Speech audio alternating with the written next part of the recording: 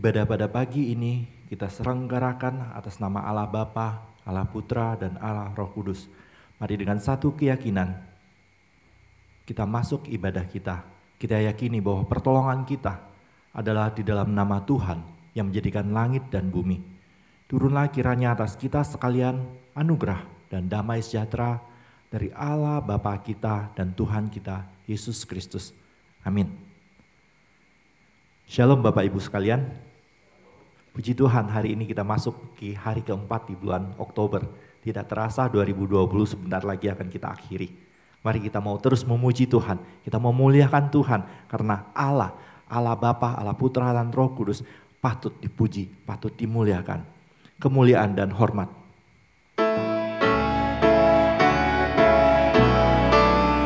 Hosana, puji Tuhan, kemuliaan dan hormat untuk Bapa Allah kita. Kemuliaan dan hormat bagimu Rajaku. Hosana, puji Tuhan, bersorak umatmu. Hosana Raja kami, Hosana anak Daud, utusan Allah kami, mubaraklah. Bait kedua. Malaikat yang di sorga memuji namamu, segala yang tercipta menyambutlah merdu. Kaum Israel dahulu menyambut Tuhannya, kami pun mengeluhkan namamu yang kudus. Seduh engkau sengsara, pujian bergema. Sekarang kami puji engkau dalam kebakar. Kau terima pujian yang kami naikkan, ya Raja Maha Murah, pemberi anugerah. Bersyukurlah kepada Tuhan, serukanlah namanya, perkenalkanlah perbuatannya di antara bangsa-bangsa. Bernyanyilah baginya, bermazmurlah baginya. Percakapkanlah segala perbuatannya yang ajaib. Bermegahlah di dalam namanya yang kudus. Biarlah bersuka hati orang-orang yang mencari Tuhan. Mari, biarlah kita bersuka hati, kita mencari Tuhan. Kita terus mau memuji Allah. Allah yang menciptakan langit dan bumi dan segala isinya. Dengan satu tujuan, biarlah semua yang diciptakan memuji, memuliakan Tuhan. Mari kita mau bersuka cita, kita mau menyembah Tuhan. Sukacita kusembahkan. Mari kita nyanyikan sambil tepuk tangan. Kita bersuka cita untuk Tuhan.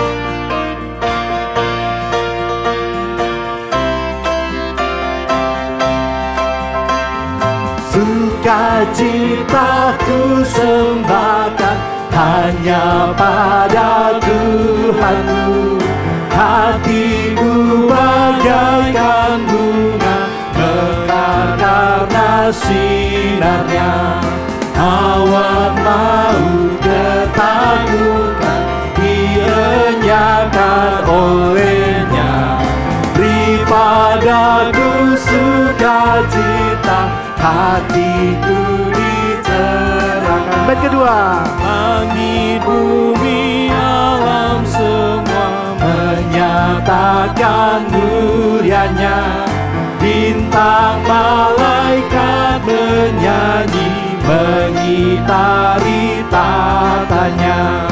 Nada hutan, gunung, lembah, padang hijau samudra. Burung nyanyi, air mengalir, ajak kami senanglah. Sumber berkat pohon rahmat, biarlah anugerahnya kekal untuk kita semua. Kita bersuka cita atas anugerah Tuhan. Sumber berkat pohon rahmat, anugerahnya kekal, sukacita kehidupan mengalir memancarlah. Anak Tuhan bersaudara, hidup dalam kasih-Nya, dan saling mengasihi dalam suka yang bakal. Bapak Ibu silakan duduk. Biar terus kita bisa bersuka cita di dalam Tuhan karena anugerahnya besar untuk kita. Mari kita sama-sama mau membaca firman Tuhan secara bertanggapan. Firman Tuhan pada hari ini diambil dari 1 Petrus pasal 3 ayat 13 hingga 17. Kita akan baca secara bergantian, dimulai dari saya kemudian dilanjutkan dengan Bapak Ibu. Dan siapakah yang akan berbuat jahat terhadap kamu jika kamu rajin berbuat baik? Tapi sekalipun kamu harus menderita juga karena kebenaran, kamu akan berbahagia. Sebab itu janganlah kamu takuti apa yang mereka takuti dan janganlah gentar. Tetapi kuduskanlah Kristus di dalam hatimu sebagai Tuhan, dan siap sedialah pada segala waktu untuk memberi pertanggungan jawab kepada tiap-tiap orang yang menerima pertanggungan jawab dari kamu tentang pengharapan yang ada padamu. Tetapi haruslah dengan lemah lembut dan hormat. Dan dengan hati nurani yang murni, supaya mereka yang memfitnah kamu karena hidupmu yang saleh dalam Kristus menjadi malu karena fitnahan mereka itu. Sebab lebih baik menderita karena berbuat baik, jika hal itu dikehendaki Allah, daripada menderita karena berbuat jahat. Kiranya firman Tuhan memberikan kekuatan bagi kita. Mari kita sama-sama sekali lagi kita mau datang pada Tuhan. Selama 1 minggu, apa yang sudah kita lakukan yang tidak berkenan pada Tuhan. Pada saat ini, kita mau datang pada Tuhan, kita mau datang di bawah salib Tuhan. Kita mau mengakui segala salah dosa kita. Di bawah salib Yesus, aku berdiri teguh. Di naungan batu karang, di padang gersang, tempat musafir berteduh, Tuhan menolong aku. Di bawah salib Yesus, ku berdiri teguh. Di naungan batu karang, di padangan gersang, tempat musafir berteduh dan dapat perhentian dari sesat matahari dan beban menekan. Bapak Ibu, kami undang berdiri. Sesungguhnya tangan Tuhan tidak kurang panjang untuk menyelamatkan, dan pendengarannya tidak kurang tajam untuk mendengar. Tetapi yang merupakan pemisah antara kamu dan Allahmu ialah segala kejahatanmu, dan yang membuat Dia menyembunyikan diri terhadap kamu sehingga Ia tidak mendengar ialah segala dosamu. Mari Bapak Ibu sekalian, pada saat ini kita sungguh-sungguh kita mau datang, kita mau akui segala salah dosa kita. Kita akui di hadapan Yesus, di hadapan salibnya. Ya salibku jadikan naungan rumahku, seberkas cahaya wajahnya bagiku yang perlu. Biarlah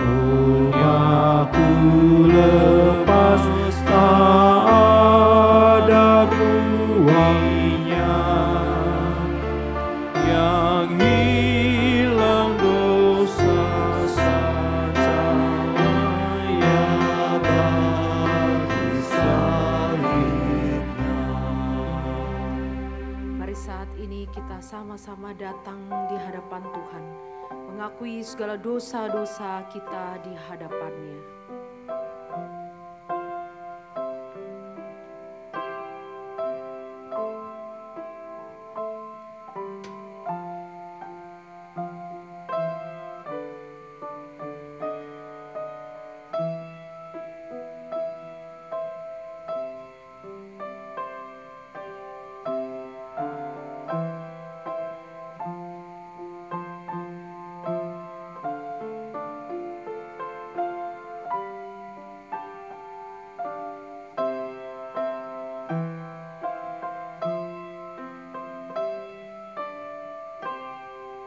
Betapa berat beban yang kami tanggung Tuhan.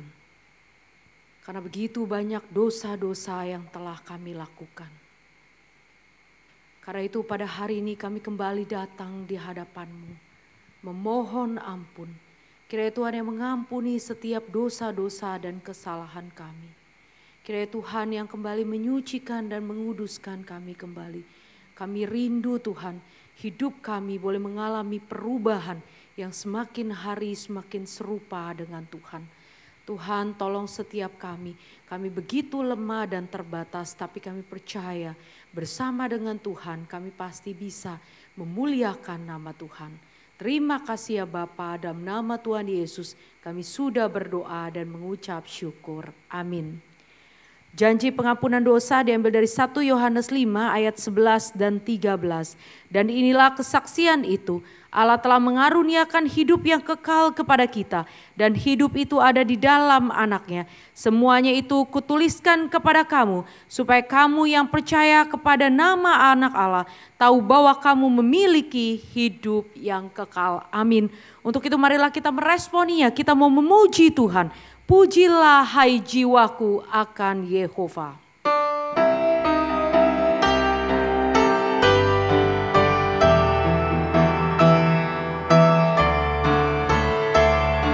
Pujilah hai jiwaku. Pujilah hai jiwaku akan Yehova. Jangan lupakan anugerah-Nya yang sembuhkan dan ampuni dosamu, yang menyelamatkanmu. Besar anugerah-Nya. Besar anugerah-Nya.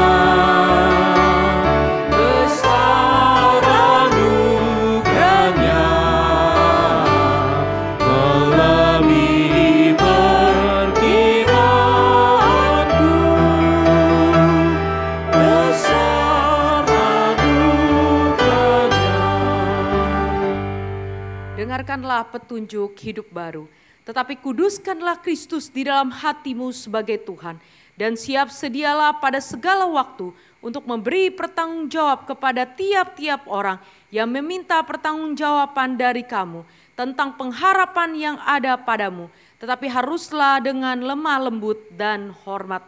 Mari saat ini kita bersama-sama mengikrarkan pengakuan iman rasuli.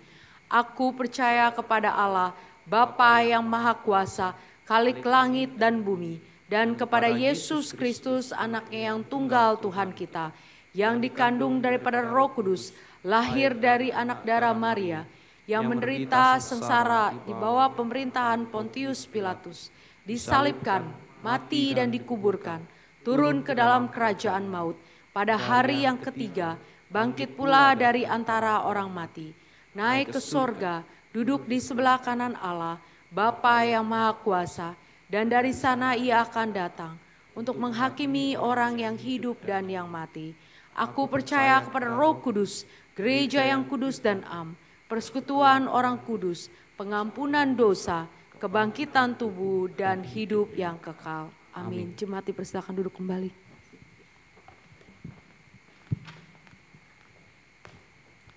Tiba saatnya kita akan sama-sama belajar firman Tuhan. Mari kita mau dibentuk oleh Tuhan seperti tanah liat dibentuk oleh penjunanya. Demikianlah kita mau dibentuk oleh Tuhan, dibentuk serupa, makin serupa dengan Tuhan. kehendak-Mu, oh genaplah.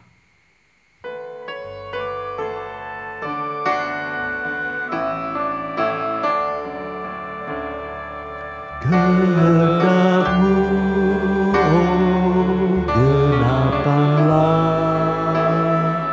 ku tanah liat, Kau penjunan, bentuklah aku seturut-Mu, ku mau menunggu pimpinan. Bait keempat. Kehendak-Mu, oh genapkanlah, pimpinlah aku seturut-Mu, penuhi aku dengan Roh-Mu, tinggallah selalu di hati-Mu. Kepada hamba Tuhan kami persilakan.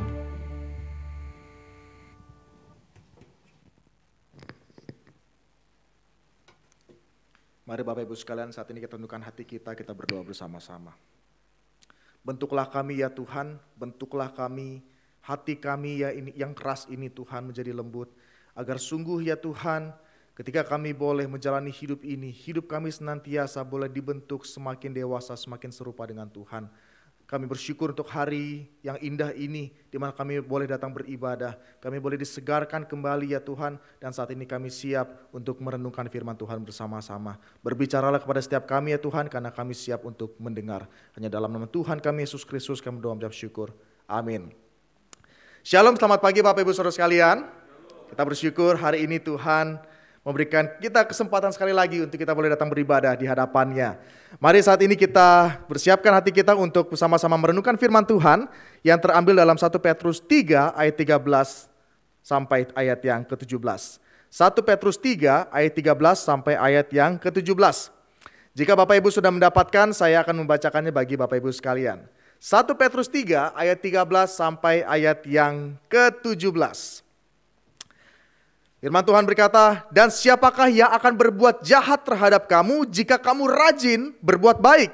Tetapi sekalipun kamu harus menderita juga karena kebenaran, kamu akan berbahagia. Sebab itu janganlah kamu takuti apa yang mereka takuti dan janganlah gentar. Tetapi kuduskanlah Kristus di dalam hatimu sebagai Tuhan. Dan siap sedialah pada segala waktu untuk memberi pertanggungan jawab kepada tiap-tiap orang yang meminta pertanggungan jawab dari kamu tentang pengharapan yang ada padamu. Tetapi haruslah dengan lemah lembut dan hormat, dan dengan hati nurani yang murni, supaya mereka yang memfitnah kamu karena hidupmu yang saleh dalam Kristus menjadi malu karena fitnahan itu. Sebab lebih baik menderita karena berbuat baik, jika hal itu dikehendaki Allah, daripada menderita karena berbuat jahat. Terpujilah nama Tuhan. Saudara sekalian, kita masih dalam pembahasan topik eksposisi surat 1 Petrus. Dan saat ini kita bersama-sama akan kembali membahas satu bagian dari 1 Petrus, yaitu adalah melanjutkan 1 Petrus 3 ayat 13 sampai ayat yang ke-17.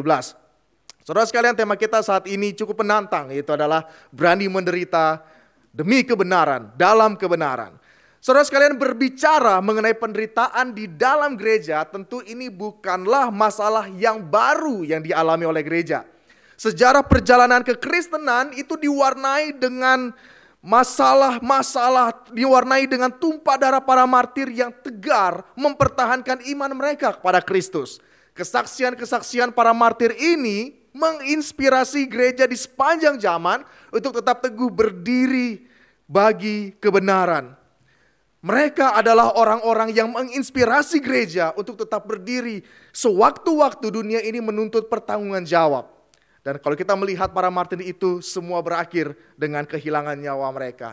Oleh sebab itu, seorang yang bernama Tertullian mengatakan bahwa the blood of the martyrs is the seed of the church. Bahwa darah dari para martir itu merupakan benih dari gereja. Saudara sekalian, penderitaan dan penganiayaan adalah suatu keniscayaan yang tidak dapat dihindari oleh orang percaya. Namun pertanyaannya adalah bagaimana dengan sikap kita sebagai gereja di zaman ini? Apakah kita siap menghadapi penderitaan dan penganiayaan? Mungkin saat ini kita belum mengalami penderitaan penganiayaan secara fisik, mungkin seperti kayaknya di Irak ataupun di belahan dunia manapun Bapak Ibu sekalian. Tetapi saat ini pun dimanapun kita berada, tatkala kita harus mempertanggungjawabkan pengharapan kita, iman kita terhadap orang-orang yang menuntut pertanggungan jawab. Saudara sekalian, menarik sekali hasil penelitian Barna pada tahun 2016 menunjukkan respon yang dapat membuat kita bercermin dengan keadaan kita sebagai gereja saat ini. Bahwa mereka mensurvei lebih dari 1.000 orang saat itu untuk menemukan atau untuk mendapatkan sebuah data. Bagaimana ketika mereka membawa diri mereka di tengah-tengah lingkungan, apakah mereka berani untuk menyatakan iman mereka. Mereka yang disebut sebagai orang beriman ini, orang-orang beriman dikatakan pada bagian ini, mayoritas mengatakan mereka disalahpahami 54% dan dianiaya 52%, sementara banyak lainnya menggunakan istilah seperti terpinggirkan 44%, dikesampingkan 40%, dibungkam 38%, takut untuk berbicara 31%, dan takut terlihat bodoh. Ya, untuk menggambarkan bagaimana keyakinan mereka di dunia saat ini. Mereka begitu takut untuk mengungkapkan bahwa mereka adalah seorang yang percaya, mereka adalah pengikut Kristus. Nah, pertanyaannya bagaimana dengan kaum milenial Bapak Ibu sekalian? Mereka juga mensurvei kaum milenial. Dan menarik sekali data yang mereka temukan bahwa milenial ini adalah kelompok yang paling terpukul di segala sisi. Ya. Dan mereka adalah orang-orang yang merasa dianiaya, 60% disalahpahami sebagai orang percaya. Dan hampir 47% mengatakan bahwa mereka takut untuk angkat bicara mengenai iman mereka. Nah, kalau ini di Amerika, bagaimana dengan keadaan kita di Indonesia Bapak Ibu sekalian? Ya. Mungkin Amerika bukan negara mayoritas begitu. Tapi kita di Indonesia, kita hidup di tengah-tengah negara agama yang mayoritas. Apakah kita berani? Sewaktu-waktu mereka meminta pertanggungan jawab akan pengharapan yang ada pada kita. Oleh sebab itu melalui survei ini yang dipimpin oleh David Kinnaman, dia menyatakan bahwa believers are feeling significant pressure. Ya, orang-orang percaya itu merasakan tekanan yang begitu luar biasa sekali. Di Amerika yang terkenal, negara yang sudah dicap adalah negara Kristen, ya. Mereka mengalami apa yang namanya significant pressure. Tentunya kalau saya ngomong di Indonesia, lebih lagi kita sebenarnya, ya kan? Lebih lagi kita mengalami tekanan yang begitu luar biasa. Namun di sini berbicara yaitu adalah bagaimana dengan sikap kita melihat penderitaan dan penganiayaan itu. Mungkin dari survei itu, mungkin yang sudah dilakukan 4 tahun yang lalu 2016. Mungkin ada di antara kita yang saat ini baik yang duduk ataupun di layar kaca mengatakan, saya salah satunya. Saya salah satunya di tempat kerja, saya salah satunya di tempat studi, saya salah satunya di keluarga yang mayoritas bukan orang percaya. Saya salah satunya, Bapak Ibu bisa sebutkan sendiri di mana. Saya mengalami tekanan itu. Namun penderitaan sekali lagi dan penganiayaan adalah kenyataan. Namun bagaimana sebagai orang percaya kita bersikap? Saudara sekalian, di sini Petrus mengatakan nasihatnya ini kepada orang-orang yang sudah ada dalam Kristus. Dan orang-orang yang sudah ada dalam Kristus seharusnya tidak ada ketakutan di dalam kebenaran. Saudara masih menyambung dari pembahasan kita dari minggu yang lalu mengenai cara hidup orang percaya di tengah-tengah jemaat untuk hidup benar dan saling mengasihi. Petrus kembali mengembangkan pemikirannya bagaimana cara hidup yang benar tersebut tidak hanya diaplikasikan di tengah-tengah skup yang kecil yakni jemaat. Tetapi bagaimana masing-masing mereka di tengah-tengah komunitas ini dapat mempertanggungjawabkan, dapat dilihat di tengah-tengah dunia yang tidak adil dan mempertanyakan iman mereka. Di ayat 12 Petrus mengatakan apa? Sebab mata Tuhan tertuju kepada orang-orang benar. Sebab mata Tuhan tertuju kepada orang-orang benar dan telinganya kepada permohonan mereka yang minta tolong. Tetapi wajah Tuhan menentang orang-orang yang berbuat jahat. Dan di ayat 13 dikatakan apa? Dan siapakah yang akan berbuat jahat terhadap kamu jika kamu rajin berbuat baik? Ini seakan-akan orang Kristen ini, orang percaya ini memiliki satu backingan yang begitu luar biasa begitu ya. Bahwa ketika mereka bertindak, bahwa mata Tuhan tertuju kepada mereka, artinya bahwa hidup mereka tidak akan ada bahaya sama sekali. Apalagi sudah mata Tuhan tertuju kepada mereka, mereka sudah hidup benar. Rasanya kecelakaan, diperlakukan buruk itu bukan satu hal yang akan menyentuh hidup mereka. Tetapi di sini kalau kita melihat ketika Petrus mengatakan, dan siapakah yang akan berbuat jahat terhadap kamu jika kamu rajin berbuat baik. Ini memang ada nilai universal, yaitu adalah apa? Mungkin kita mendapatkan hasil yang baik dari perbuatan yang baik. Kita diperlakukan baik karena memperlakukan baik. Ya. Tapi di sini Pak Petrus tidak sedang mengatakan hal ini. Namun Petrus saat itu mengatakan kepada para pembacanya bahwa menjadi orang percaya itu bukan artinya terhindar dari penganiayaan dan perlakuan buruk. Petrus di sini justru sedang mempersiapkan orang-orang percaya untuk hidup tetap benar meskipun mereka diperlakukan buruk dan tidak adil. Ini yang perlu kita perhatikan bersama-sama Bapak Ibu sekalian. Petrus sedang mempersiapkan mereka untuk tetap hidup benar di tengah-tengah mereka diperlakukan buruk dan tidak adil. Saudara sekalian, Petrus mengalamatkan surat ini kepada orang-orang pendatang yang tersebar di seluruh provinsi Asia Kecil, Kekaisaran Romawi. Beberapa di antara mereka ini mungkin adalah orang-orang yang bertobat yang saat itu sudah menanggapi khotbahnya Petrus pada hari Pentakosta. Dan ketika mereka kembali ke daerah asal mereka masing-masing, mereka bawa dengan iman yang baru. Kita bisa lihat dalam Kisah Rasul 2 ayat 9-11. Kalau kita melihat dalam 1 Petrus 2 ayat 11, orang percaya ini disebut pendatang dan perantau. Mereka hidup di dalam dunia yang sangat membenci Yesus Kristus. Dan menariknya itu adalah saat itu kekristenan masih amat cukup baru. Sehingga kalau kita melihat ada agama yang baru, sudah hal yang lumrah orang-orang menyoroti bagaimana mereka hidup, bagaimana mereka bersikap.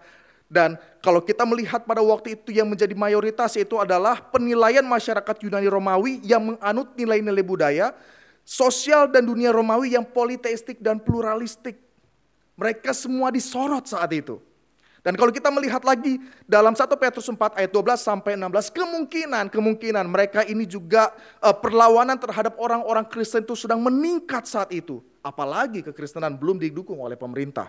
Kalau kita melihat 1 Petrus 2 ayat 12-17, posisi mereka ini ibaratnya bukanlah posisi yang mudah. Kalau zaman sekarang ada dikenal dengan istilah menang banyak, saat itu mereka dikenal dengan istilah kalah banyak begitu. Mereka tidak ada satu kekuatan sama sekali. Posisi mereka sangat-sangat lemah sekali. Namun Petrus justru mengatakan bahwa sesungguhnya mereka adalah orang yang berbahagia. Terlebih lagi jika mereka mengalami penderitaan. So sekalian, kalau kita melihat perkataan Petrus mengatakan bahwa mereka adalah orang yang berbahagia di tengah-tengah penderitaan, tentu ini bukan merupakan satu hal yang lumrah. Bagaimana orang yang menderita disebut orang yang berbahagia? Ini satu kekonyolan Bapak Ibu sekalian. Misalnya kalau kita melihat ada jemaat kita yang menderita begitu, terus kamu bilang kamu adalah orang yang berbahagia. Kira-kira apa yang menjadi responnya? Pasti dia akan bilang, ini jangan-jangan ada kelainan jiwa. Bagaimana saya menderita disebut orang yang berbahagia. Tidak mungkin, tidak masuk akal. Tapi Petrus mengatakan pada bagian ini yaitu adalah mereka yang menderita di dalam kebenaran, demi kebenaran, yaitu adalah orang-orang yang bahagia. Sekalipun wawasan dunia saat itu menunjukkan bahwa mereka sangat kontradiksi, tapi Petrus mengatakan mereka adalah orang yang berbahagia. Saudara sekalian, kalau kita melihat kata berbahagia, Petrus memakai 2 kali. Yang pertama dari bagian yang kita baca, dan yang kedua itu adalah dari 1 Petrus 4 ayat 14. Yang sama-sama menunjukkan bagaimana sikap orang percaya, konteksnya bagaimana orang percaya dihina karena nama Kristus. Dan kalau kita melihat kata berbahagia di sini, kalau dalam bahasa Inggrisnya itu dipakai kata blessed, diberkati. Ya, diberkati. Diberkatilah kamu. Dan tentunya kalau kita mendengar perkataan Petrus, berbahagialah kamu yang menderita karena kebenaran. Ini pun perkataan Tuhan Yesus yang terambil dalam Matius 5 ayat 10. Berbahagialah orang yang dianiaya oleh sebab kebenaran karena mereka yang empunya kerajaan sorga. Saudara sekalian, berbahagia seringkali diasosiasikan dengan kegembiraan, kekayaan hidup. Tapi bagi Petrus hak istimewa untuk hidup benar karena Kristus dan mengalami penderitaan karena Kristus tidak lain yaitu adalah berkat. Tanda perkenanan Tuhan dan bukti keselamatan seseorang seperti yang dikatakan oleh Tuhan Yesus sendiri dalam Yohanes 15 ayat 18 sampai 19. Saudara, Yohanes 15 ayat 18 sampai 19 Tuhan Yesus mengatakan, "Jikalau dunia membenci kamu, ingatlah bahwa ia telah lebih dahulu membenci aku daripada kamu. Sekiranya kamu dari dunia, tentu dunia mengasihi kamu sebagai miliknya. Tapi karena kamu bukan dari dunia, melainkan aku memilih kamu dari dunia, sebab itulah dunia membenci kamu." Kita adalah milik Kristus. Kita ada di pihak Kristus. Inilah mengapa Petrus mengatakan bahwa menderita karena kebenaran adalah berbahagia. Saudara sekalian, kita berbahagia bukan kita berbahagia karena penderitaannya. Tapi kita berbahagia karena kita satu penderitaan bersama-sama dengan Kristus. Dan lebih lanjut Petrus mengatakan, "Sebab itu janganlah kamu takuti apa yang mereka takuti dan janganlah gentar." Soalnya kalau kita melihat dari bagian firman Tuhan yang kita baca. Dari firman Tuhan yang kita baca Bapak Ibu sekalian. Dari firman Tuhan yang kita baca, janganlah kamu takuti apa yang mereka takuti. Ini merupakan nasihat Rasul Petrus dan mungkin kita bertanya-tanya apa sesungguhnya yang mereka takuti saat itu. Sehingga Petrus mengatakan kepada para pembacanya, kamu jangan takuti apa yang mereka takuti. Saudara sekalian, di sini tidak lain dan tidak bukan yaitu adalah kematian. Orang-orang saat itu takut sekali dengan kematian. Dan memang momok terbesar umat manusia adalah kematian. Manusia rela melakukan apa saja demi terhindar dari kematian. Termasuk di dalamnya meninggalkan iman mereka. Benar? Setiap orang bahkan rela meninggalkan Yesus Kristus. Kenapa? Takut mati. Dan inilah yang Petrus katakan kepada mereka. Resiko terburuk yang akan dialami oleh para pembaca surat Petrus pada bagian ini, yaitu adalah kematian. Namun Petrus menghibur dan menguatkan mereka untuk tidak takut dan gentar. Kita adalah milik Kristus. Kita adalah orang-orang yang berbahagia. Oleh karena Kristus maut kehilangan sengatnya. Bagi orang percaya yang sungguh-sungguh memaknai kuasa Injil dalam Yesus Kristus, maka kematian tidaklah menghalangi orang tersebut berdiri teguh bagi kebenaran. Dan Tuhan Yesus pun pernah mengatakan dalam Matius 10 ayat 28, "Dan janganlah kamu takut kepada mereka yang dapat membunuh tubuh, tetapi yang tidak berkuasa membunuh jiwa. Takutlah terutama kepada Dia yang berkuasa membinasakan baik jiwa maupun tubuh dalam mereka." Oleh sebab itu di sini kita memahami yaitu adalah tidak ada ruang bagi ketakutan dalam kebenaran. Karena apa Bapak Ibu sekalian? Karena kita sudah milik Kristus. Roma 8 ayat 35 sampai 39. Kita baca bersama-sama ayat firman Tuhan ini. 1, 2, 3. Siapakah yang akan memisahkan kita dari kasih Kristus? Penindasan atau kesesakan atau penganiayaan? Atau kelaparan atau ketelanjangan? Atau bahaya atau pedang? Seperti ada tertulis, oleh karena engkau kami ada dalam bahaya maut sepanjang hari. Kami telah dianggap sebagai domba-domba sembelihan. Tetapi dalam semuanya itu kita lebih daripada orang-orang yang menang.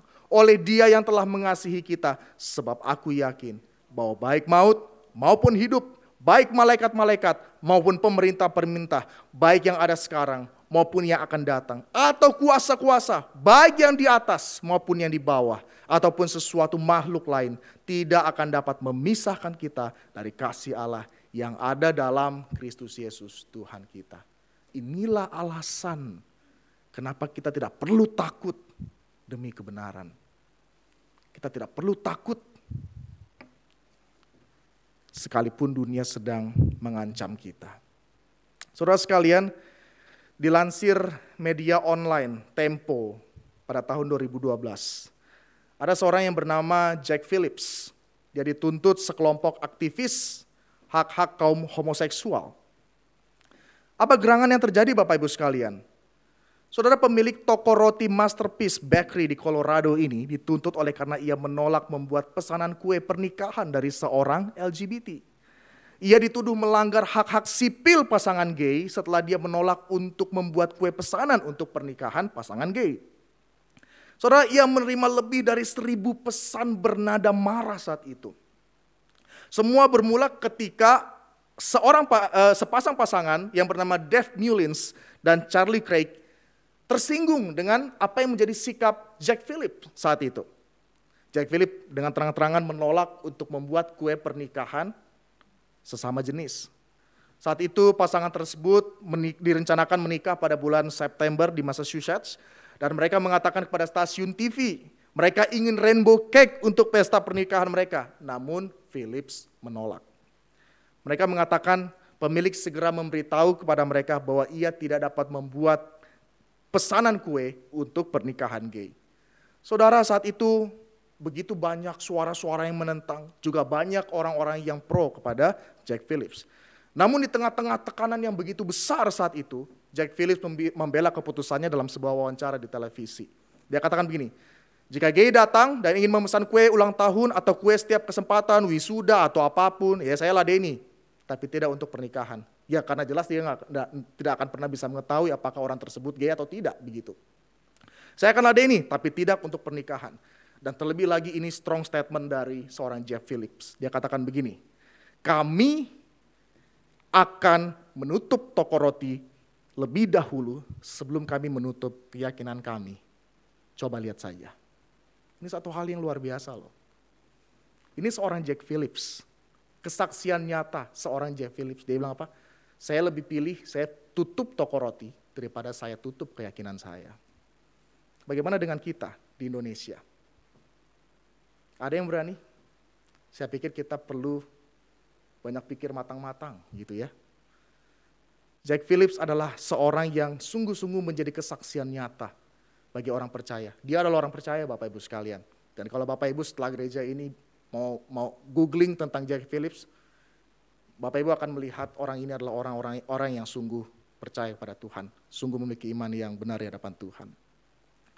Saudara, kalau kita melihat dalam tindakannya, Jack Phillips sama sekali tidak ada ketakutan. Namun pertanyaannya, adakah kita juga bisa berani menunjukkan sikap yang berjuang bagi kebenaran? Atau sebaliknya, justru kita mendapati seringkali kita berkompromi dalam dunia ini. Di tempat kerja kita, di tempat pergaulan kita, dimanapun itu.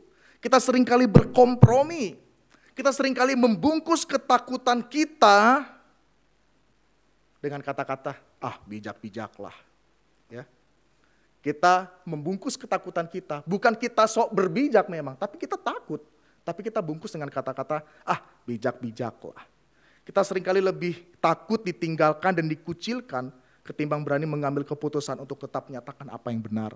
Kita seringkali lebih takut dipecat ketimbang berani hidup benar berintegritas dalam pekerjaan kita. Kita lebih takut anak istri kita, sekalipun benar kita harus berjuang bagi mereka, tidak makan, ketimbang kita memperjuangkan apa yang memang benar. Saudara sekalian, saya tidak lebih benar dari setiap kita yang mendengarkan khotbah hari ini. Kita semua berjuang. Namun dunia ini membutuhkan lebih banyak saksi-saksi yang berani berdiri bagi kebenaran. Bukan saksi-saksi yang pintar membungkus ketakutannya dengan kata-kata dan alasan-alasan yang manis. Kita semua butuh anugerah dan belas kasihan Tuhan melakukan firman Tuhan ini. Karena alasan yang kedua yaitu adalah apa? Justru penderitaan alat efektif kita bersaksi bagi Kristus. Penderitaan itu menjadi alat efektif kita bersaksi akan Kristus. Saudara, ketika diperhadapkan dengan penderitaan dan penganiayaan, Rasul Petrus tidak hanya menganjurkan untuk berani kepada para pembacanya saat itu berdiri bagi kebenaran, melainkan juga memberikan nasihat kepada mereka sikap hati yang tepat dan bagaimana mereka bersikap untuk mereka dapat menjadi kesaksian bagi orang-orang yang menganiaya mereka saat itu. Rasul Petrus di ayat 15a mengatakan, tetapi kuduskanlah Kristus di dalam hatimu sebagai Tuhan. Dan di dalam bahasa aslinya itu bisa bernuansa hormatilah Kristus sebagai Tuhan. Tunduklah kepada Kristus sebagai Tuhan. Ketika mereka percaya kepada Tuhan, yang menjadi pemimpin mereka saat itu bukan lagi kaisar. Bukan lagi yang memerintah adalah kaisar.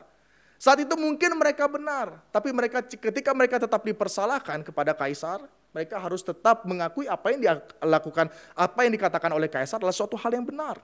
Tapi mereka saat itu sudah menjadi milik Kristus.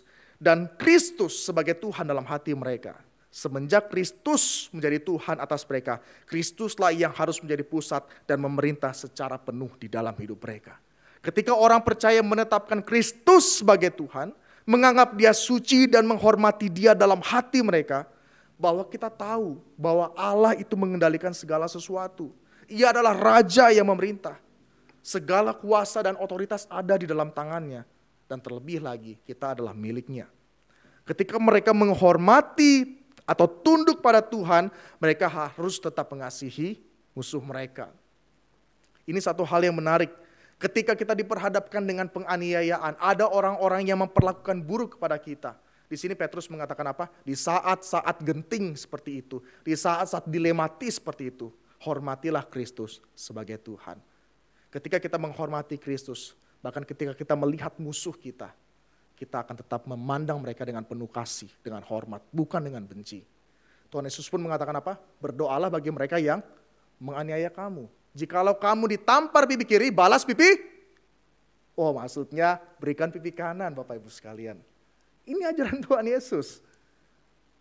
Menghormati Kristus bahkan di saat genting adalah satu keharusan. Bahkan terlebih lagi Petrus mengatakan apa? Ketika di saat-saat seperti itu, mereka meminta pertanggungan jawab, pembelaan tentang harapan yang kita miliki sebagai orang-orang percaya, kita pun harus siap. Saudara, kalau kita berbicara mengenai harapan, apa yang dimaksud oleh Petrus pada bagian ini mengenai pengharapan? Tentunya kalau kita sebagai orang-orang percaya, banyak sekali harapan-harapan kita sebagai orang percaya. Banyak, ya. Tetapi apa yang dimaksud Petrus pada bagian ini? Pengharapan yang dimaksudkan oleh Petrus pada bagian ini merupakan pengharapan yang mendasari perubahan perilaku dan iman orang percaya, yakni keberhasilan Injil dalam hidup mereka seperti yang dikatakan Petrus pada 1 Petrus 1 ayat 3. Terpujilah Allah dan Bapa Tuhan kita Yesus Kristus yang karena rahmat-Nya yang besar telah melahirkan kita kembali oleh kebangkitan Yesus Kristus dari antara orang mati kepada suatu hidup yang penuh pengharapan. Keberhasilan kuasa Injil inilah yang harus senantiasa sewaktu-waktu siap untuk dipertanggungjawabkan atau dibela oleh orang percaya. Tidak hanya dengan kata-kata, melainkan juga dengan sikap dan perilaku yang dapat dipertanggungjawabkan. Maka tidak heran pun Yakobus mengatakan dalam Yakobus 2 ayat 17-18 apa? Demikian juga halnya dengan iman. Jika iman itu tidak disertai perbuatan, maka iman itu pada hakikatnya adalah mati. Tetapi mungkin ada orang berkata, padamu ada iman dan padaku ada perbuatan. Aku akan menjawab dia, tunjukkanlah kepadaku imanmu itu tanpa perbuatan. Dan aku akan menunjukkan kepadamu imanku dan perbuatan-perbuatanku. Artinya apa? Apa yang kita yakini dengan apa yang kita lakukan harusnya sinkron. Inilah yang dapat kita pertanggungjawabkan sewaktu-waktu orang menuntut pertanggungan jawab. Tidak heran juga banyak orang yang mengatakan ketika mereka yang dulunya menjadi orang percaya, kemudian menjadi tidak percaya, tidak sedikit mereka yang mengatakan apa? Orang Kristen, ngomongnya Tuhan, Tuhan, Tuhan. Tapi perilaku, kita bisa jawab sendiri. Banyak orang yang seperti mengatakan demikian, kenapa? Ternyata pertanggungan jawab itu tidak hanya ditanyakan kepada orang-orang yang belum percaya, tapi kepada saudara seiman juga. Oleh sebab itu kita harus senantiasa siap sedia. Itulah Rasul Paulus mengatakan dalam 1 Korintus 9 ayat 23 dan 26 ayat 27. Dia katakan apa? Segala sesuatu ini aku lakukan karena Injil supaya aku mendapat bagian dalamnya. Sebab itu aku tidak berlari tanpa tujuan dan aku bukan petinju yang sembarangan saja memukul. Tetapi aku melatih tubuhku dan menguasai seluruhnya supaya sesudah memberitakan Injil kepada orang lain jangan aku sendiri yang ditolak. Sederhananya itu adalah apa? Paulus, kamu mengatakan Yesus Kristus adalah Tuhan dan lain sebagainya, tetapi hidupmu tidak sesuai. Itulah Petrus mengatakan apa? Jangan sampai ketika saya sudah memberitakan Injil, justru saya sendiri yang ditolak karena apa? Karena hidup saya, karena perbuatan saya. Sederhananya Bapak Ibu sekalian, kita harus hidup benar karena Allah menghendaki demikian. Maka ayat 17 dikatakan apa? Sebab lebih baik menderita karena berbuat baik jika hal itu dikehendaki Allah daripada menderita karena berbuat jahat. Apakah menderita itu sesuai yang dikehendaki oleh Allah? Tidak Bapak Ibu sekalian. Tetapi kalau kita hidup benar, Allah berkenan kepada hal yang benar. Dan jikalau kita menderita oleh karena kebenaran, itu adalah bagian kehendak Allah. Karena Dia mau kita hidup benar. Bukan karena kita berbuat jahat. Bukan karena kita meminta Tuhan membela kita, karena kita sengaja memang melanggar lalu lintas misalnya seperti itu. Kita di kantor polisi bilang, Tuhan tolong saya. Polisi ini begitu kejam sekali, padahal memang kita yang melanggar lalu lintas. Dan contoh-contoh lainnya Bapak Ibu sekalian dapat memikirkan akan hal itu. Lebih baik menderita karena berbuat baik jika hal itu dikehendaki Allah daripada menderita karena berbuat jahat. Jangan sampai hidup kita menjadi batu sandungan dan pada akhirnya kebenaran yang justru diolok-olok. Kebenaran yang justru dipermalukan. Saudara sekalian, pada hari Minggu tanggal 8 November 1987, seorang pria Irlandia bernama Gordon Wilson bersama putrinya yang berusia 28 tahun, Mary Wilson, pergi menonton pawai di kota Enniskillen di Irlandia Utara. Ketika mereka berdiri di samping untuk melihat sebuah dinding batu sembari menantikan kesatuan prajurit dan polisi Inggris melewati mereka, ketika mereka sedang melihat, menyambut, tiba-tiba bom dari teroris saat itu langsung menghantam mereka. 6 orang tewas seketika dan Gordon bersama dengan anaknya saat itu terkapar di beberapa runtuhan batu. Saat itu Gordon mengalami rasa sakit yang begitu luar biasa. Sakit, begitu banyak luka dan terlebih lagi dia tidak dapat bergerak. Tapi saat itu yang dia dapat rasakan di tangannya yaitu adalah anaknya, si Mary Wilson. Dia menggenggam anaknya erat-erat. Kemudian justru anaknya itu yang bertanya seperti begini, ini ayah kan? Ini ayah kan? Kemudian si Gordon Wilson mengatakan, ya nak, ini saya, ini papi, ini papi. Saudara sekalian mendengar suara samar-samar, begitu banyak orang ketakutan, begitu berteriak. Gordon Wilson justru memegang tangan anaknya erat-erat. Mary berkali-kali mengatakan saat itu di tengah-tengah keterbatasnya, Papa, I'm fine, aku oke kok, aku oke. Tetapi ada satu kesempatan, kemudian Mary Wilson mengatakan, Papi, asal Papi tahu, saya sangat sayang sama Papi. Aku mengasihi Papi. Namun itulah kata-kata terakhir Mary Wilson mengatakan hal itu kepada ayahnya Gordon. Saudara, 4 jam kemudian, mereka semua diselamatkan. Gordon bersama dengan anaknya dibawa ke rumah sakit. Namun di saat itulah Mary Wilson tidak dapat ditolong karena mengalami kerusakan parah di otak dan tulang belakang. Saat itu wartawan BBC mewawancarai Gordon. Ya, untuk menggambarkan apa yang terjadi. Wartawan itu bertanya kepada Gordon, bagaimana perasaan Anda terhadap orang yang memasang bom itu? Jawabannya mengejutkan, saya tidak membenci mereka, kata Gordon. Saya tidak dendam kepada mereka. Kata-kata yang sengit tidak akan menghidupkan Mary Wilson kembali. Saya akan berdoa malam ini dan setiap malam agar Allah mengampuni mereka. Dan saat itu memang kemudian apa yang dilakukan ekstremis, aktivis itu kemudian banyak orang yang bereaksi dengan apa yang terjadi. Kemudian ada yang menduga karena perkataan Gordon Wilson inilah yang menenangkan kelompok-kelompok militer saat itu. Saudara, pada bulan berikutnya banyak orang bertanya kepada Gordon yang akhirnya menjadi senator di Republik Irlandia tentang bagaimana ia dapat mengampuni tindakan kejam yang didasari kebencian tersebut. Gordon mengatakan, jujur hati saya terluka. Saya telah kehilangan putri saya, tetapi saya tidak marah. Kata-kata terakhir Mary kepada saya, kata-kata kasih, menumbuhkan kasih saya. Saya menerima anugerah Allah untuk mengampuni melalui kekuatan kasih-Nya bagi saya.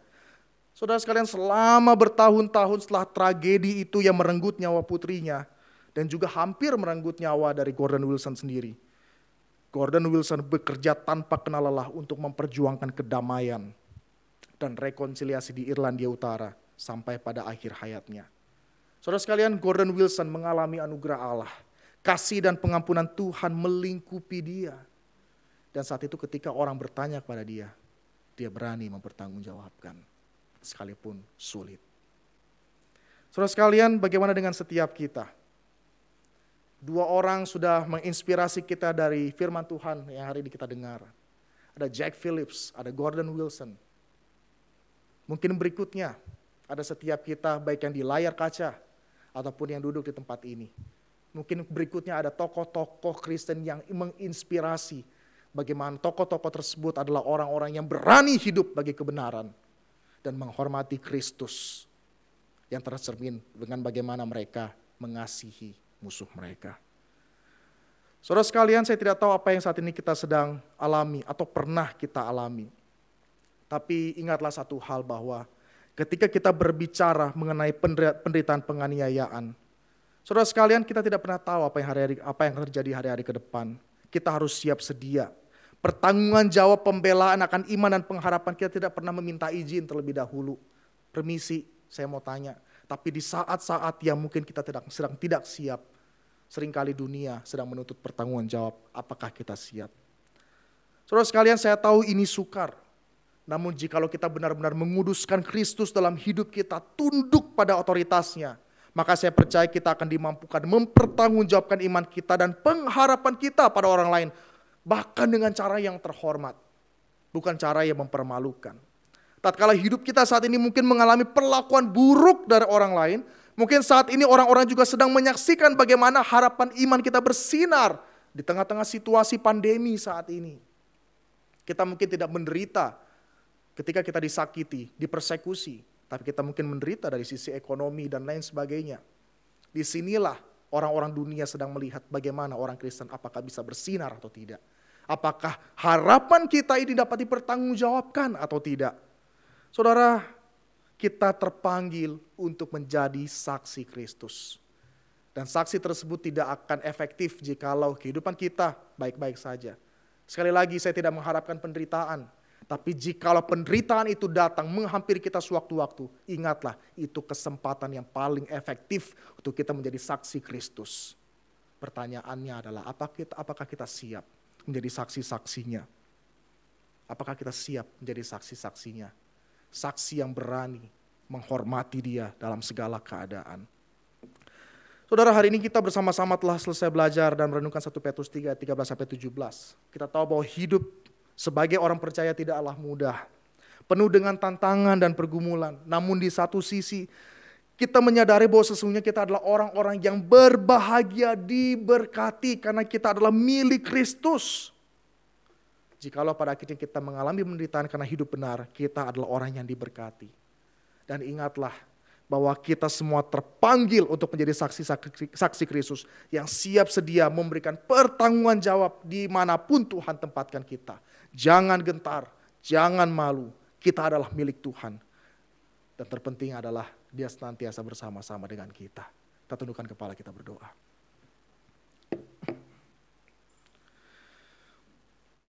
Tuhan, mungkin kami mendapati selama ini kami menjadi orang-orang Kristen yang berkompromi dan hidup kami tidak ada bedanya dengan orang-orang di luar sana.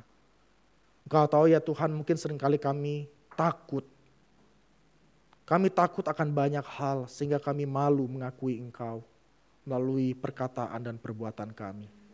Ampuni kami ya Tuhan. Dan biarlah melalui nasihat Rasul Petrus, kami ya Tuhan senantiasa boleh tetap teguh berdiri bagi kebenaran. Dan berani mengikuti panggilan kami ya Tuhan untuk menjadi saksi-saksi Tuhan yang efektif di tengah-tengah dunia ini.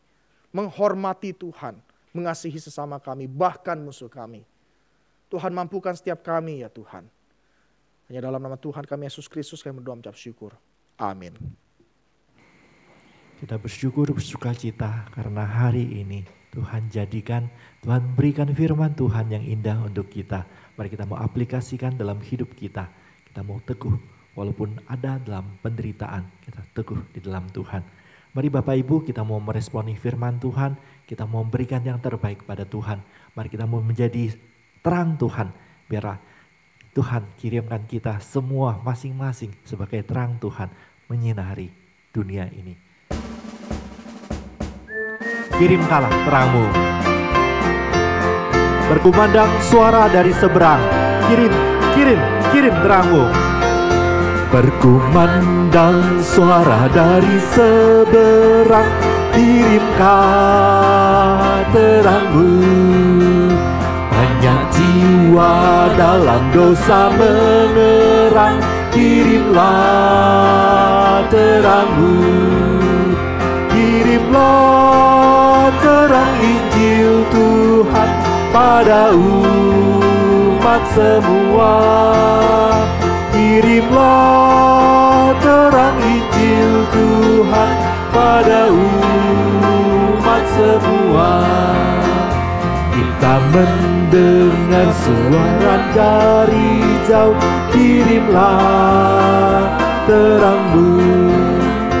Ke hadapan salib serahkan dirimu, kirimlah terangmu. Kirimlah terang Injil Tuhan pada umat semua. Kirimlah terang Injil Tuhan pada umat semua. Berdoalah agar kasih-Nya tersebar, kirimlah. Bapak Ibu, mari kita bangkit berdiri. Beritakan kasih-Nya pada mereka. Kirimlah terangmu. Kirimlah terang Injil Tuhan pada umat semua. Kirimlah terang Injil Tuhan pada umat semua. Mari kita berdoa. Bapa di surga, terima kasih Engkau baik, Engkau memberikan kesempatan bagi kami untuk belajar firman Tuhan. Walaupun kami diberi kesempatan untuk menghadapi penderitaan, biarlah Tuhan yang menyertai kami, memampukan kami, sehingga kami juga bisa bersaksi untuk mempertahankan iman kami, mempertanggungjawabkan iman kami di hadapan Tuhan. Bapa di surga, pada pagi ini kami juga berkesempatan untuk memberi persembahan pada Tuhan, meresponi kasih Tuhan akan kehidupan yang Tuhan anugerahkan pada kami. Kiranya uang yang terkumpul pada pagi ini menjadi berkat Tuhan, bisa dipakai oleh hamba-hamba Tuhan, para pengelola, para majelis untuk memperluas kerajaan Tuhan di tempat ini. Terima kasih ya Bapa, kami serahkan hidup kami 1 minggu ke depan. Mari Tuhan, Tuhan sertai kami dalam pekerjaan usaha kami, kehidupan studi kami. Tuhan sertai kami, sehingga apa yang kami lakukan, kami tetap mempertahankan iman kami. Terpuji nama-Mu Tuhan, hidup kami serahkan dalam tangan-Mu. Dan nama Tuhan kami, Yesus Kristus, kami sudah berdoa. Amin. Bapak Ibu silakan duduk. Warta jemaat kami persilakan.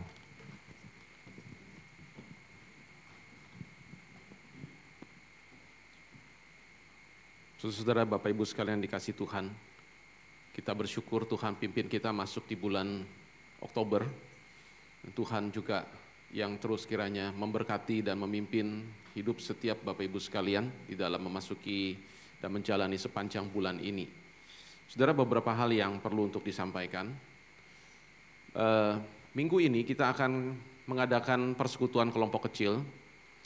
Bagi kita semua yang sudah bergabung selama ini, mari kita tetap memelihara persekutuan kita untuk bisa saling membangun, menumbuhkan iman di tengah kondisi yang tidak mudah saat ini melalui kita bersekutu bersama-sama di dalam PKK melalui media Zoom. Bagi Bapak Ibu jemaat yang belum selama ini berkesempatan ikut di dalam persekutuan kelompok kecil, inilah waktu-waktu yang tepat dan terbaik yang Tuhan berikan untuk Bapak Ibu jemaat untuk boleh bergabung di dalam persekutuan yang Tuhan sendiri maksudkan supaya kita sebagai anak-anak Tuhan juga bisa saling belajar dan saling menguatkan, saling mendoakan satu dengan yang lain. Ya, kemudian saudara, untuk seminar tentang akhir zaman, Antikris 666 dan Kerajaan 1000 tahun, kita bersyukur kemarin Tuhan sudah pimpin dengan baik. Itu adalah seminar kita yang pertama melalui media Zoom, dan masih ada 1 kali lagi kita akan adakan hari Sabtu ini tanggal 10 bagian yang kedua ya dari topik ini mulai jam 5 sore. Ya, jangan lewatkan kesempatan yang berharga dan baik ini. Banyak hal-hal yang mungkin saudara selama ini pahami ya mengenai topik ini, tapi saudara belum tentu itu seperti yang memang Alkitab maksudkan. Sekali lagi ini adalah kesempatan yang sangat baik untuk kita bisa belajar lebih dalam mengenai topik ini ya. Baik, kemudian saudara untuk hari Jumat ini akan ada persekutuan perdana ya, Komisi Wanita secara online melalui channel YouTube ya, yang akan diadakan hari Jumat tanggal 9 Oktober pukul 10 pagi ya. Untuk kaum wanita diinformasikan ya, ini adalah persekutuan perdana setelah sekian lama dalam masa-masa ini kita tidak mengadakan ya. Mari bergabung di dalam hari Jumat ya jam 10 pagi. Ada satu berita duka cita, almarhum Bapak Tony ya, papa dari saya dan keluarga telah meninggal pada minggu kemarin ya, dan sudah dimakamkan hari Selasa. Atas nama keluarga kami ucapkan banyak terima kasih untuk dukungan, perhatian dan doa dari seluruh jemaat GKI Gading Serpong. Tuhan memberkati. Ada satu peneguhan dan pemberkatan nikah dari jemaat kita, tetapi akan dilaksanakan di Jakarta ya, di Kelapa Gading. Mohon dukungan doa, yaitu Semi Nathanael dan Susianti. Pada hari Sabtu ini pukul 10 pagi ya di GKI Kelapa Gading. Demikian. Baik, saudara, mari kita bangkit berdiri bersama-sama. Kita akan masuk di dalam doa syafaat. Mari kita satu hati berdoa. Tuhan, kami mau menyerahkan untuk minggu ke depan. Tuhan berkati persekutuan kelompok kecil yang akan dilakukan di berbagai tempat dari masing-masing rumah jemaat Tuhan untuk boleh bersekutu melalui media yang Tuhan juga sediakan untuk kami boleh bersekutu di tengah masa pandemi ini. Tuhan berkati agar persekutuan kami satu terhadap yang lain boleh menguatkan, meneguhkan, menghiburkan, memberikan dorongan semangat bagi iman percaya kami di tengah pandemi ini. Untuk terus berpengharapan di dalam Engkau. Tuhan, kami juga menyerahkan penanganan pandemi COVID di negara dan bangsa kami Indonesia pada saat ini. Tuhan, tolonglah pemerintah kami di dalam segala koordinasi yang dilakukan untuk menangani persoalan ini yang demikian tidak mungkin secara manusia bisa diatasi kecuali hanya oleh belas kasih dan anugerah Tuhan. Pimpin sertai segala upaya yang dilakukan. Juga lindungilah kami sekalian ya Tuhan dari virus, penyakit dan segala hal yang tidak kami harapkan terjadi. Tuhan juga menolong supaya seluruh masyarakat dengan kesadaran juga boleh mengambil bagian di dalam mendukung ya Tuhan apa yang disarankan, apa yang diarahkan untuk mengurangi penyebar luasan virus ini. Kami menyerahkan doa permohonan ini ke dalam tangan kasih-Mu. Di dalam nama Tuhan Yesus Kristus kami berdoa. Amin. Mari kita akhiri dengan pujian doksologi.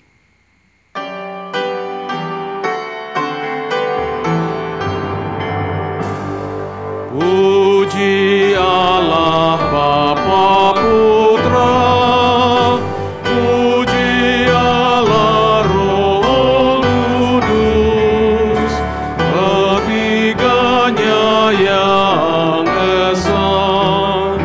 Mohon selamat sumber berkat.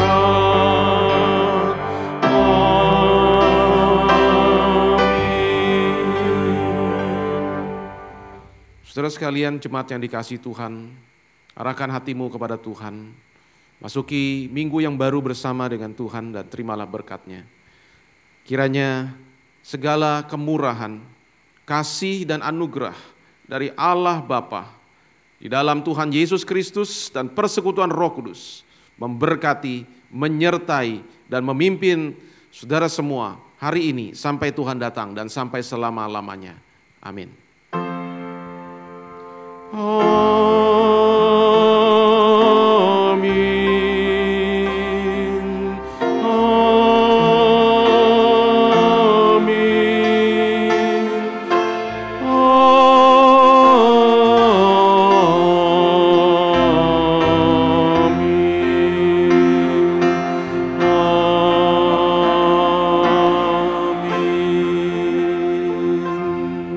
Silakan duduk, ibadah selesai. Tuhan memberkati doa teduh.